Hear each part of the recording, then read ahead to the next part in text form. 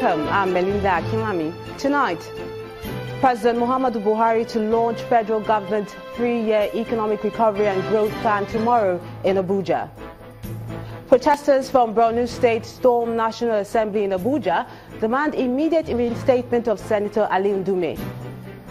Nigeria Extractive Industries Transparency Initiative, NATI, asks federal government to reclaim over $20 billion on paid funds by the NNPC. And South Africa's Trade Union Federation asked President Jacob Zuma to resign amid criticisms of his cabinet reshuffle. And on business news tonight, China offers federal government $4.5 billion loan for agricultural machinery and rural development. And in sports news, Ghana Football Association appoints Kwesi Appiah as the coach of the Black Stars after signing a 2-year deal. And from Abuja, a High Court fixes June the 8th for commencement of criminal trial of Malabu oil deal suspects.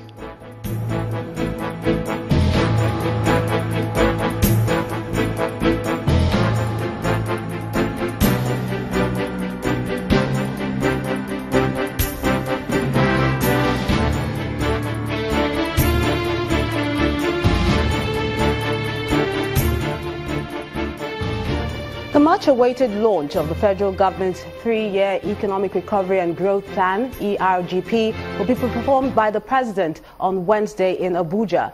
According to a statement by the presidential spokesman, Mr. Femi Adesina, the ceremony will take place in the council chambers at the presidential villa at 11 a.m. The Minister of Budget and Economic Planning, Mr. Odo Odoma, had earlier released the document while the President was on holiday. The medium-term ERGP, which has been approved by the Federal Executive Council, is to restore sustainable inclusive growth and development, invest in the people, and build a globally competitive economy.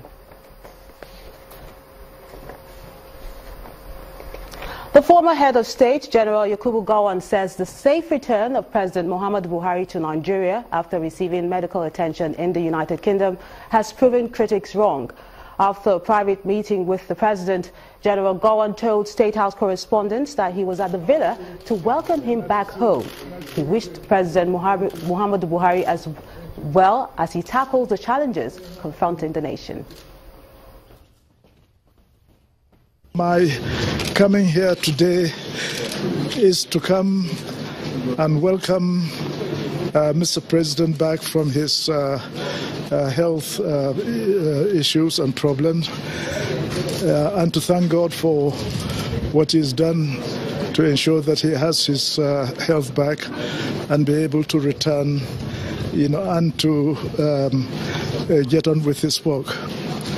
And the other thing also is to thank him very much indeed for ringing me from London when he was in London to commiserate with me on the death of my sister. And this was really very gracious of him. I should have rung to speak to him, but of course, since I know that he was in hospital, I could not come and do that. But when he rang to condole with me on my sister's death, I was very touched, and I'm sure that also helped to make Nigerians to rejoice, especially those who are sending all those very unfortunate messages about him and about whatever it is. So I think it was a good thing that was done, and Nigerians then know that yes, he's still well, and for him to be able to ring.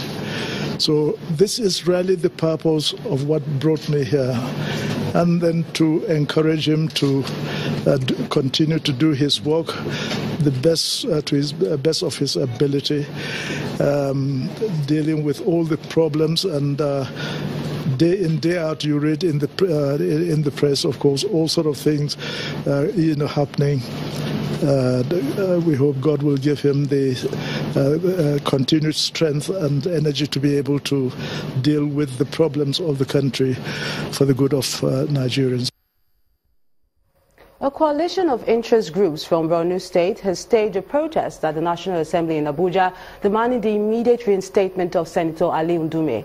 The protesters, who arrived at the National Assembly with placards bearing inscriptions criticizing the decision by the Senate, vowed not to leave the complex until their demands are met. Lawmakers last week suspended Senator Ndume for masterminding the investigations into allegations of forgery against the Senate President, Dr. Bukola Saraki, and Senator Dino Melaye. Why the National Assembly suspend Ndume? They want to tell us that we don't have representation for the past 6 months. There's no place in this country where a legislator will be suspended for more than 14 days. It's there in the Constitution. We see no reason why Saraki must go. He knows what we did to him before he becomes the Senate President. What the National Assembly did is corruption. Yes, so we are totally against it. Yes, the suspension of Ndume. Yes. The suspension of Ndume does not follow due process. Yes, the man did not commit any crime. Yes, and the leadership of the APC have to wake up from their slumber. Yes. Only a part of the over $21 billion unpaid funds by the Nigerian National Petroleum Corporation, NNPC, and the Nigerian Petroleum Development Company, NPDC, can jumpstart the nation's economy.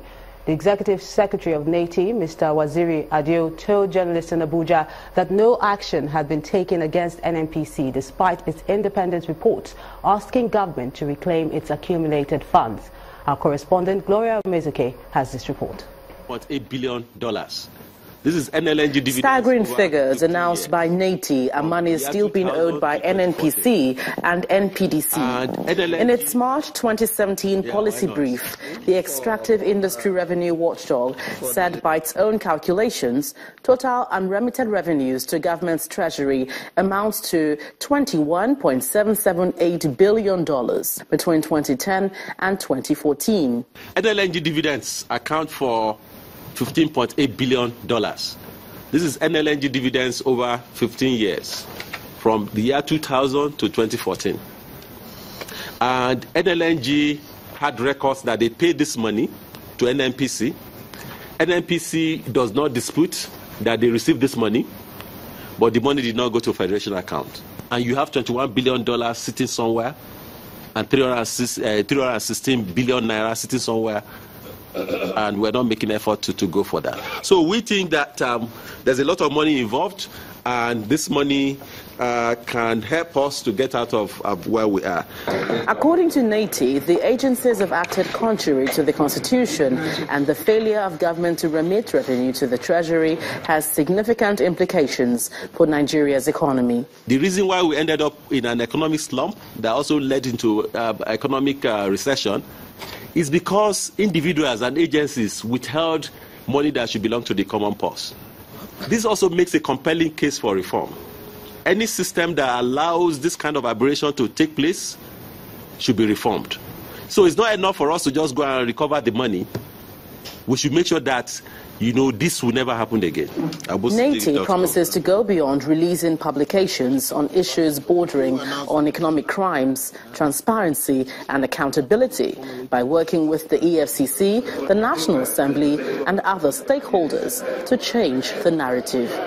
Gloria Umezuke, Channels Television News.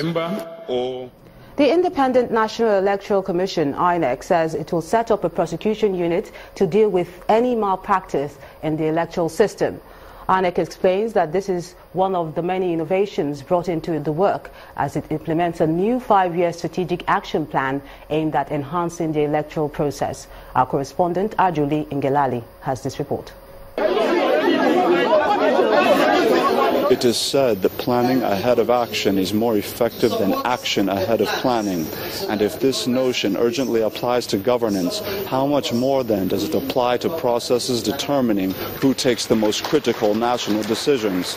This is the logic behind a plan seeking to ensure that Nigerian elections are won by candidates voted by the electorate. INEC Chairman Mahmoud Yakubu says good process leads to good results. This approach builds confidence between INEC and election stakeholders by creating a stable system of expectations. Everybody knows what to expect, making it easy to track the attainment of goals and objectives. If democracy demands literacy, then while political actors develop sophisticated new ways of rigging elections, INEC says larger investments in grassroots voters' education is critical to counter money for vote politics. Credible election, it has been set off. Nobody, both the big and the small political parties, will now say that they are changed. It means we have to start planning, and while we're planning, we plead that INEC be well funded.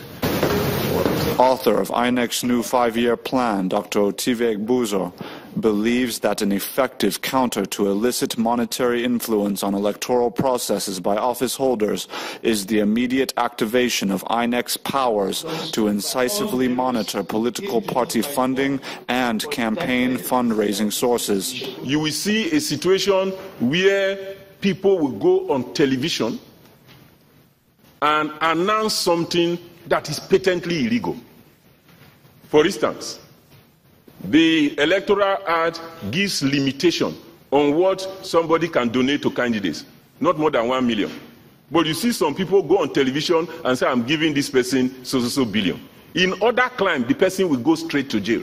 Between 2017 and 2021, new names and new policies will adjust the trajectory of Africa's most populous nation. In what direction? Transparent elections may be the determining factor. Ajuri Ngelale, Channels Television News. And still talking politics, the backlash from the appointment of an interim local government in Oyo State appears not to have settled, as members of the All Progressive Congress went to the party secretariat in Ibadan to express their displeasure. Most of the members believe that the appointment of the chairman was an imposition that must be reversed. These are All Progressives Congress party members from the 3 local government areas, Shaki West, Akinyele and other parts of Okeogun axis of Oyo State.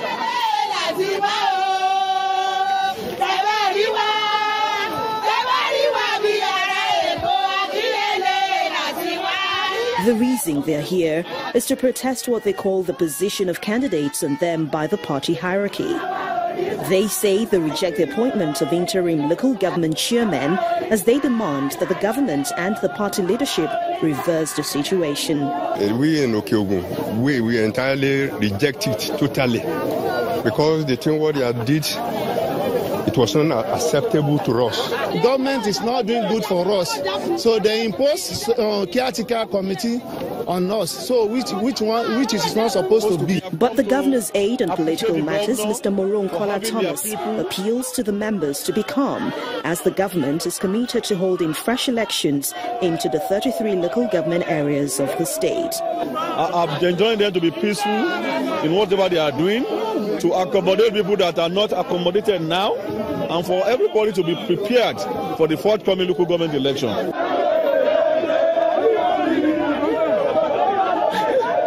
Apparently not happy with the explanation given by the governor's representative, protests erupted between supporters of the governor and the aggrieved party leaders, who they say want a change in the administration at the local government level. The greedy leader, they use veto power since about 7 years. We only came here and we were very happy, and members of the parties in Akinyele, we are happy of what the governor did for us.